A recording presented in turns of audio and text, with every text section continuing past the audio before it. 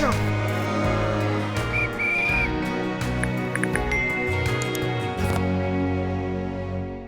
Bonjour à toutes et à tous, je suis ravie de vous retrouver pour ce nouveau numéro de Paroles de jeunes. J'accueille aujourd'hui à mes côtés Ilan, Ambre, Elsa et Clara. Merci beaucoup à tous les quatre de participer à cette émission. Comme chaque mois, je vais vous donner la parole pour échanger autour de 3 thématiques différentes. Et on va démarrer tout de suite avec la première. Alors, en début d'année, il y a un débat qui a été relancé à l'Assemblée nationale. Faut-il rendre l'uniforme obligatoire à l'école? Alors, la proposition a été rejetée, mais je me suis dit que ça pouvait être intéressant de relancer le débat, mais cette fois avec vous, puisque vous êtes les principaux intéressés. Vous êtes soit au collège, soit au lycée. Donc première question pour tout le monde, avec des réponses assez courtes. Est-ce que déjà vous êtes pour ou contre le port de l'uniforme à l'école? Ilan? Personnellement, je suis pour et contre. Contre les dénigrements, mais pour la diversité. Ok. Et toi, de ton côté? Donc moi je suis pour et contre aussi. Donc je suis pour parce que au moins il n'y a pas d'harcèlement. Enfin il y aura moins d'harcèlement et moins de moqueries. Mais je suis contre parce que en fait comment on s'habille ça montre quelque part notre personnalité quand même. Ok, donc à peu près les mêmes, Oui. le même point de vue qu'Ilan. De ton côté, Clara? Moi aussi je suis pour et contre. Je trouve que je suis pour parce que je trouve que c'est justement un bon côté aussi pour éviter les discriminations. Par exemple si quelqu'un a pas assez d'argent pour s'acheter des vêtements. Et je suis contre parce que, encore une fois, pareil que les autres, ça permet de montrer qui on est réellement. Et de ton côté, Ambre, est-ce que c'est un peu pareil? Ouais, moi je suis aussi un peu pareil parce que déjà parce que c'est sûr ça va éviter le jugement de certaines personnes, mais aussi contre parce que ça peut aussi favoriser notre personnalité et montrer qui on est aux autres. Et justement, ça fait partie des choses mises en avant par certains élus. Cela permettrait de lutter contre le harcèlement scolaire. Donc certains en ont parlé, notamment toi, Elsa. Tu es d'accord? Est-ce que justement le harcèlement scolaire, ça peut passer par justement ces différences entre guillemets de vêtements, parce que certains vont porter des marques, d'autres non? Oui, complètement. Il y a beaucoup de moqueries parce que d'autres ont des marques assez connues et d'autres non. Donc si on n'est pas dans la norme, pour les autres on est complètement bizarre alors que c'est pas du tout ça. Donc oui, ça peut être pris comme de l'harcèlement. Vous êtes d'accord? Ça pourrait permettre vraiment de lutter contre le harcèlement? J'aimerais dire... Vas-y, continue. Okay. J'aimerais dire que ça ne va pas non plus stopper le harcèlement. Il y aura forcément des gens qui vont discriminer quelqu'un pour une autre manière, une autre façon. Mais ça peut limiter déjà d'une certaine façon. C'est ce que tu voulais dire aussi Moi, je suis d'accord. Oui. Pour toi aussi? Oui. Et pour vous, qu'est-ce que vous pensez justement? Est-ce que vous avez déjà vu justement dans vos établissements ce type de harcèlement où quelqu'un critiquait celui-là, regarde comment il est habillé, ou c'est des choses que vous avez déjà remarquées? Oui. Tous les jours. Oui, tout le temps. Oui, complètement. En fait, on le voit toujours dans toute l'école. Je veux dire, toi, t'as pas ça. Ou même nous-mêmes, en fait, on se rend compte que quand on arrive à l'école et qu'on n'a pas forcément cette nouvelle marque, on se dit « Ah ouais, mais attends, celle-là, elle me regarde, est-ce que c'est pour ça ?» tu vois. Et donc, forcément, même nous, même si on se fait pas harceler directement, on a cette part d'anxiété en nous. Et est-ce que du coup vous allez être tenté de, je sais pas, par exemple demander à vos parents est-ce que je peux avoir telle ou telle marque, tel ou tel vêtement parce que les autres vont les avoir pour leur ressembler? Est-ce que ça vous est déjà arrivé? Moi, oui, ça m'est déjà arrivé, enfin d'une façon modifiée. Avant, j'avais des chaussures vraiment pas de marque, qu'on achetait au Chaussea et pas avec beaucoup de sous. Et pas toutes propres, pas toutes neuves. Et une fois, j'ai eu des nouvelles baskets qu'on m'a données qui ont été neuves et qui sont vraiment belles. Et quelqu'un a remarqué mes chaussures et a dit ouais, ce sont des fausses parce qu'avant je portais des chaussures qui n'étaient pas de marque. Donc on m'a pratiquement obligé à enlever mes chaussures pour voir si c'était des vraies. Donc ouais.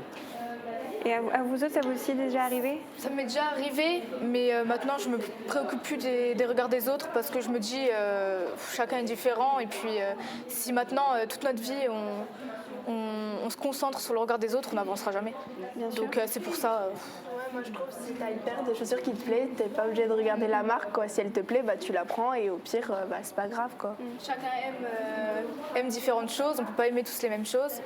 Mais c'est pas pour ces raisons-là qu'il faut juger les autres. Pour toi, Clara, est-ce que, par exemple, tu as eu envie d'un vêtement en particulier ou justement tu t'es dit « Ah non, ça, je peux pas porter parce que je vais avoir peut-être des critiques ou des choses comme ça ?» Non, j'ai toujours fait attention à ce qui me plaisait à moi en premier. Et la preuve, je suis une fille et je m'habille pas forcément très féminin, donc j'ai jamais fait attention au regard des autres et je mets ce qui me plaît. Et puis les autres, s'ils sont pas contents, c'est pareil. Vous avez tout à fait raison. Faut pas vivre pour les autres. Non, Sinon on n'avancera jamais. C'est comme j'ai dit. Et est-ce que selon vous, d'avoir un uniforme à l'école, ça permettrait d'avoir un petit peu un sentiment d'appartenance, comme de faire partie d'une communauté finalement? Est-ce que ça pourrait être un des avantages de porter l'uniforme? Oui, quand même, mais pas trop convaincue, mais je pense que oui. Enfin, je sais pas exactement quoi dire, mais... Est-ce que ça vous permettrait de vous sentir comme appartenir vraiment à un groupe, vous sentir, je sais pas, du coup mieux inclus dans votre établissement? Personnellement, je me sentirais enfermé dans ces costumes. Et qu'au final, on va sûrement dénigrer ces costumes à la fin de l'année parce que ça porte malheur, parce qu'on se réveille tout le temps avec les mêmes habits. Donc ouais, on se sentirait à force, au bout d'un moment, enfermé. Alors qu'avec des habits différents, on se sent parfois mieux, différent. Cela dépend de l'humeur aussi. Parce qu'en plus, si maintenant l'uniforme ne nous plaît pas, ça va être difficile de le mettre tous les jours. Alors que là, on peut varier ce qu'on va mettre. Ça peut même être un plaisir du coup de se réveiller. Ça peut être une motivation parce qu'on se dit là, je vais me préparer comme ça, etc. Donc ça peut être une motivation. Alors que si on a un uniforme maintenant, mettre tous les jours la même chose, qu'on voit tout le temps tous pareils. Parce que en vrai, quand on s'habille, on peut des fois aussi s'inspirer des habits qu'on voit au collège ou au lycée, etc. Donc voir tout le temps la même chose, je vois pas l'intérêt. Au début, on va pas voir la différence au début, ça va être un peu, mais je pense qu'à la fin, ça doit être lassant et de se dire, t'as plus ce plaisir de savoir comment tu vas t'habiller. Je veux dire, des fois, t'as même envie de te lever juste pour te dire, je vais m'habiller comme ça, j'ai acheté une nouvelle tenue. Alors que là, non, en fait, ça va être la même depuis une semaine ou un mois, un an, quoi. À la rentrée, on aura plus plaisir de faire les magasins. C'est vrai, la fameuse tenue de rentrée. Il y aura plus ça. Et du coup, aussi, de ne pas avoir d'uniforme, ça permet aussi de laisser sortir votre personnalité aussi, finalement. Je pense que ça fait partie de ça. Qu'est-ce que tu en penses, Clara? Moi, je pense que comme ça permet la diversité aussi, parce que oui, comme ils l'ont dit, voir tout le temps la même chose, ça va être lassant. Alors que parfois, on peut voir des styles atypiques et je trouve ça intéressant de voir comment les gens reflètent leur personnalité à travers leur tenue. Donc moi, je pense que l'uniforme, c'est pas forcément la meilleure solution. Et les uniformes, on les voit aussi beaucoup dans les films, les séries, notamment américaines ou du Royaume-Uni. Est-ce que quand vous voyez ça, vous vous dites « Ah, c'est quand même sympa » ou alors pas du tout Ça dépend lesquels. Par exemple, il y avait une série où ils avaient des uniformes, mais ils étaient super beaux. Et je me suis dit, ça doit être trop stylé d'avoir un uniforme que... Mais après, en réfléchissant, est-ce qu'on aura les mêmes, nous, dans le pays, là? Ouais, parfois, ça fait très chic, un uniforme dans un lycée. On se dit que c'est prestigieux, alors que pas forcément. Ça dépend, en fait, si ça nous plaît ou pas, mais... C'est plus, on sait que c'est du cinéma et que c'est pas forcément... souvent, dans les séries, c'est des écoles privées, donc c'est tout de suite la richesse, l'argent, et donc on imagine tout de suite quelque chose de très élégant. Alors que moi, j'imagine pas du tout la même chose en France, quoi. Donc si j'ai bien compris, en gros, vous êtes bien de pouvoir montrer comme vous êtes finalement sans être enfermé dans un uniforme. Je pense que vous êtes tous d'ailleurs d'accord là-dessus. C'est important pour nous quand même de montrer qui on est et de s'habiller comme on veut. D'affirmer son style. Voilà. Et de connaître les styles des autres aussi, de voir comment ils peuvent être, etc. Bien sûr. Alors, on va aborder un autre sujet qui est politique et d'actualité, c'est la réforme des retraites. Alors, un peu moins glamour, je vous l'accorde. Depuis le début du mouvement, on a pu observer en France que la jeunesse est très représentée dans les manifestations. Alors déjà, est-ce que vous vous sentez concerné par ce sujet d'actualité, la réforme des retraites? Ilan? Moi, personnellement, pas totalement. Je m'imagine être un adulte qui doit faire mes 45 ans de métier. Mais je ne suis pas encore dans cette vie où je fais tout le temps... Enfin, c'est mon métier, je dois faire approximativement tout le temps la même chose. Je ne m'imagine pas encore là-dedans, donc non, je ne me sens pas encore concernée. Pour toi, par exemple? Comme Yann, pardon, je me sens pas vraiment concernée en fait. Ça sera plus pour ma vie future, parce que là, on est encore à l'école, donc on n'a pas encore ce... Et peut-être que le gouvernement changera, nous, quand on sera plus grand. Donc je me sens pas trop concernée là. De ton côté? Je suis d'accord, je trouve qu'on est forcément un petit peu concerné, mais on ne sera pas, je veux dire, le temps qu'on arrive à l'âge de la retraite, je pense que la loi et toute la réforme, tout aura changé 10 000 fois ou aura évolué. Alors forcément, donc on ne se sent pas autant concerné que si on était adulte et proche de la retraite. Moi aussi, je suis d'accord avec eux. Enfin, je me sens pas non plus personnellement concernée, mais je pense que c'est parce qu'on n'est pas encore dans le monde du travail, donc on peut même pas s'imaginer encore ce que c'est réellement, comment on va le vivre. Parce que si on le vit bien en soi, ça va peut-être pas nous déranger, mais si on le vit pas bien, ça nous dérangera. Donc on verra plus tard. Alors, même si vous ne vous sentez pas encore complètement concerné, est-ce que c'est quand même un sujet dont vous avez parlé peut-être avec vos amis à l'école ou avec votre famille? Personnellement, je vois plus ça sur les réseaux sociaux ou à la télé. Je m'informe tout de même parce que c'est ma vie future. Mais c'est vrai que 62 ans à 64 ans, c'est ça. C'est très peu, c'est 2 ans. Mais à chaque année, si ça augmente à chaque fois, ce sera très dérangeant. Donc je les comprends quand même de manifester pour cette cause. Et toi, par exemple, Elsa, t'en as parlé à tes proches ou Avec mes parents, très peu, mais on en parle quand même. Mes amis, pas du tout, on ne parle pas de ça. c'est pas un sujet de discussion? Oui, mais je m'en informe aussi sur les réseaux sociaux, parce qu'on voit ça à peu près partout. Et je pense aussi qu'il faut des manifestations, du coup, pour penser à nous, les jeunes aussi. Parce que, comme Yann a dit, si chaque année, ça augmente de 2 ans, on va travailler jusqu'à 90 ans en fait, c'est pas ce qu'on attend.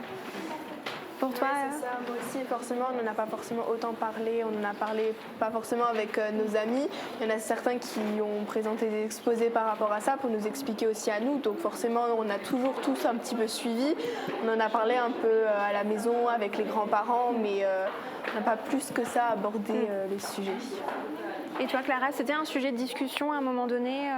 Avec mes amis, non. Après, avec ma famille, ça arrive qu'on en parle quand ça passe à la télé, qu'on regarde les infos et tout ça, on en a discuté. Mais c'est pas un sujet vraiment où on parle longtemps dessus, enfin, c'est vite passé. Après, je trouve que c'est quand même important d'en parler, parce que oui, comme ça nous concerne, mais je n'ai pas vraiment discuté. Et du coup, là, l'âge de la retraite va être repoussé du coup à 64 ans. Bon, vous n'êtes pas encore dans la vie active, mais est-ce que vous vous imaginez, qu'est-ce que vous pensez justement de cet âge? Est-ce que c'est un âge correct pour partir à la retraite, ou comment vous vous imaginez dans le futur? Que pour certains métiers, oui, ça va, mais pour tous les métiers où tu travailles, par exemple ceux qui s'occupent de bâtir les maisons et tout ça, pour eux, ça va quand même être long et plus compliqué que pour les gens qui travaillent dans un bureau assis toute la journée. Donc je trouve que pour certaines personnes, ça va pas forcément les déranger, mais pour d'autres, ça peut être compliqué et ça peut aussi faire source de maladies ou de problèmes de santé. Pour vous, c'est pareil. Qu'est-ce que vous en pensez de cet âge 64 ans? Moi, personnellement, je ne m'imagine pas à 64 ans, et je pense que personne ici peut s'imaginer. Mais c'est compliqué. On connaît pas nos états dans 64 ans, nos capacités. Voilà, les métiers manuels sont plus conséquents à arrêter plus vite, donc ça dépendrait de chaque métier, je pense. Je suis du même avis. De toute façon, un travail manuel, c'est tout de suite plus physique, ça aura un impact sur le corps, donc on ne peut pas faire ça indéfiniment. Alors que oui, si on travaille dans un bureau, si on fait que écrire toute la journée, ça va, mais c'est quand même long. Parce que 64 ans, c'est pas vieux, mais ça commence à faire long après quand on a travaillé longtemps. Et alors vous sentez pas forcément encore concerné, mais c'est normal, vous êtes encore à l'école, etc. Mais qu'est-ce que vous pensez du fait que les jeunes se sont fortement mobilisés lors des manifestations, etc. Qu'est-ce qui les pousse, à votre avis, à justement se mobiliser aujourd'hui? Je pense pour nos parents, parce qu'on pense à eux quand même, et aussi pour notre vie future, parce que ça aussi on y pense. Et puis je trouve ça que les vieux, enfin les seniors, pardon, les parents ou nous-mêmes les jeunes, qu'on soit tous presque du même avis, etc., ça forme l'humanité. Et du coup, c'est beau comme ça. Enfin, c'est pas le terme exact, mais je trouve pas d'autres. Oui, ça permet d'avoir des gros rassemblements et que tout le monde soit une unité, si c'est ça que tu voulais dire. Et vous, qu'est-ce que vous pensez, qu'est-ce qui pousse justement ces jeunes à se mobiliser aujourd'hui? Je pense qu'ils pensent surtout à leur futur aussi et aussi à leurs parents, comme tu l'as dit, parce que c'est important, parce qu'eux aussi sont concernés. Donc nous, on aimerait que nos parents ils se sentent bien, qu'ils ne travaillent pas trop longtemps, qu'ils prennent soin de leur santé. Donc c'est important de se battre pour eux aussi. Et quand je vois aussi nos professeurs, j'ai beaucoup de professeurs qui se sont mobilisés pour faire la grève. J'en ai même une qui allait manifester à Metz. Donc je pense qu'ils sont déterminés pour nous et pour eux. Et justement, cette professeure, elle vous en a parlé ensuite Elle nous a juste dit qu'elle était allée à Metz manifester. D'accord. Mais pas plus. Moi, je connais personne qui sont allés à ces manifestations, mais je comprends que beaucoup de personnes y aillent. Déjà, la France est majoritairement plus vieille, enfin plus de population. La population est plus vieillissante, oui, tout à fait. Voilà, en France. Donc c'est normal qu'on retrouve plus d'adultes dans ces manifestations. Mais ces jeunes, j'en connais personne et je ne me verrais pas aller manifester pour quelque chose dont je ne peux pas connaître. Mais je comprends totalement qu'on puisse y aller pour notre futur et pour notre vie active. Et donc du coup, si je comprends bien, vous n'avez jamais participé à une manifestation, alors que ce soit pour la réforme des retraites ou autre chose? Vous n'avez jamais... C'était une toute petite manifestation pour que notre maîtresse de primaire elle reste dans notre école. D'accord. Mais sinon, c'était pas une grande manifestation. Donc ça reste une mobilisation. Mais voilà. Ok. Toi oui, quand il y avait eu Charlie Hebdo, avec Je suis Charlie, j'y étais allée avec mes parents. D'accord. Et qu'est-ce que tu retiens de cette expérience Je m'en souviens plus très bien, mais je me rappelle juste d'une photo de moi avec qui tient Je suis Charlie et j'étais à une manifestation, voilà. Et Ilan, Ambre, vous avez déjà participé à une manifestation? Non, pas forcément, peut-être celle en primaire qu'on rigolait, mais jamais de vrai. Et vous seriez prêt justement à participer à une manifestation pour une cause qui vous tient à cœur, alors pas forcément la retraite, mais vous seriez prêt justement à aller dans la rue et participer à ce genre de choses? Je trouve, c'est une bonne chose. Oui, pour quelque chose qui est vraiment important pour nous et qui nous tient à cœur pour une certaine raison. Donc ce genre de manifestation, c'est important de les maintenir justement et d'y participer. C'est pour que chacun doit donner son opinion et ça aide à montrer un peu ce qui se passe et ce qu'il faudrait changer. Donc je trouve oui, c'est une bonne chose. Ok. Alors on va laisser maintenant un peu la politique de côté pour le dernier sujet. On va parler d'allemand et de platte.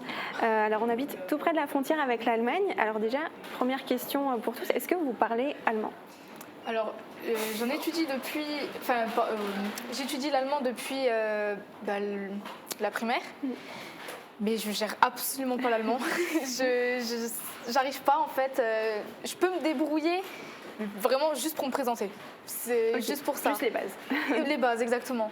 Mais après, mes grands-parents, ils parlent le patois. Quand j'étais petite, j'arrivais quand même assez à les comprendre, mais plus maintenant. Ok. Pour toi, Ambre, est-ce que... Moi, c'est du même avis. Ça fait depuis la primaire, on apprend ça. Depuis le collège, on est là, on apprend. Mais j'ai l'impression qu'on n'y arrive pas. Ça rentre pas, on est là, même si on habite à côté. Alors, on va dire bonjour peut-être et commander à la limite une glace. Mais sinon, c'est tout. C'est déjà bien. C'est même marrant en classe, quand on passe de l'anglais à l'allemand. L'anglais, on a un niveau beaucoup plus élevé, alors qu'on étudie l'anglais depuis très peu. Mais le niveau est bien plus élevé que l'allemand parce qu'en allemand, on a beaucoup plus de mal. Et toi, Clara? Moi, c'est pareil. Je me débrouille pas du tout en allemand. Pourtant, j'en fais depuis le CP aussi, mais j'arrive pas. Et pourtant, comme il l'a dit, l'anglais, j'en fais depuis la 6e et là je me débrouille très très bien, mais autant l'allemand, j'arrive pas. C'est trop compliqué. Et pourtant, on l'a dit, on est juste à côté de la frontière, donc est-ce que ce serait pas justement intéressant, important pour vous d'avoir cette langue Si, justement, c'est très intéressant. Enfin, C'est intéressant, mais ça dépend. voilà. Je sais pas, c'est pas forcément la langue la plus parlée, ou alors certes quand on habite ici on va forcément plus la parler, mais je veux dire, je pense que si on va un peu plus dans un autre endroit, à Paris ou dans le sud de la France, on parlera moins l'allemand que l'anglais par exemple, qui nous servira un peu plus dans notre vie future, que à part si on reste près de la frontière ou qu'on est frontalier, mais je trouve qu'elle sert un peu moins. Et dans vos familles, est-ce qu'on parle allemand ou plate? Mon père, oui, Ouais. et mes grands-parents. Mais sinon, après, des fois, j'essaye de parler un peu allemand avec mon père, mais vaut mieux pas. Mais ça te donne pas envie justement d'approfondir cette langue est-ce que vous avez envie de mieux la maîtriser justement? Oui et non, parce que là, déjà, j'y arrive pas. Et je suis plus anglais en fait, parce que on est frontalier, ok, mais si maintenant on va pas travailler en Allemagne, si on s'y rend pas beaucoup, ça sert un peu à rien. De mon point de vue à moi. Parce que... Moi, je suis d'accord. Par exemple, j'ai aussi des membres de ma famille, ma cousine et tout, qui parlent allemand, mais couramment. Mais personnellement, je ne me sens pas forcément autant concernée parce que j'ai un membre du côté de ma famille qui parle allemand et l'autre qui parle un peu plus anglais. Donc forcément, même si tu es entre les deux côtés, je préférerais plus approfondir l'anglais que l'allemand. Ça sert dans le monde, en fait. Ça sert plus partout. Voyager, c'est mieux d'avoir l'anglais. un bon niveau en anglais. Et même en Allemagne, l'anglais sert. De toute façon, si on ne sait pas parler allemand, il y aura toujours quelqu'un qui sait parler anglais. Et est-ce que vous allez régulièrement en Allemagne, comme on est quand même assez proche et du coup, comment vous vous débrouillez là-bas? Juste pour faire du shopping. Mais sinon, après, non. C'est vraiment juste pour aller à Sarrebruck, mais c'est tout. Voilà, et moi je vais à la piscine, et donc forcément je croise plein de gens, des gens de mon âge, et je sais parler un minimum allemand, du spielt Französisch, enfin spielst du. Et donc oui, on arrive à communiquer très brièvement, mais c'est pas c'est pas de l'allemand pur. Et même après, si je veux approfondir, je parle en anglais comme je le peux, comme il peut, et on arrivera forcément à un moment à s'entendre ou bien à rigoler ensemble pour certaines bêtises. Mais oui, c'est intéressant d'apprendre l'allemand, mais l'anglais est forcément un peu plus avantagé. Et il y a l'allemand, mais il y a aussi le plate, surtout chez nous, le patois. Est-ce que ça, vous y êtes sensibilisé? Bon, on ne l'apprend pas forcément à l'école, mais c'est quelque chose qui vous intéresse ou Personnellement, encore moins, j'ai jamais entendu de plate. Non, c'est déjà l'allemand, ça m'intéresse pas, alors le plate... Je trouve ça encore plus compliqué. Oui, on a par exemple une spécialité, nous, dans notre école pour le plate, et ils expliquaient à quel point ils étaient deux dans un cours. Vraiment, ils étaient seulement deux. On va dire qu'elle va s'éteindre parce que beaucoup de personnes ne le parlent plus, à part les grands-parents. On va dire qu'on n'entend plus personne la parler. Donc pour vous, même dans votre entourage, vos amis, il y a très peu de gens qui parlent le plate? Oui, vraiment très peu. Et en tout cas, merci beaucoup de m'avoir confié tout ça, d'avoir partagé vos opinions sur tous ces sujets. Merci aussi à la médiathèque communautaire de Sarreguemines de nous avoir accueillis pour cette émission. Et enfin, merci à vous de nous suivre, de nous être fidèles à chaque émission. Très bonne journée à vous.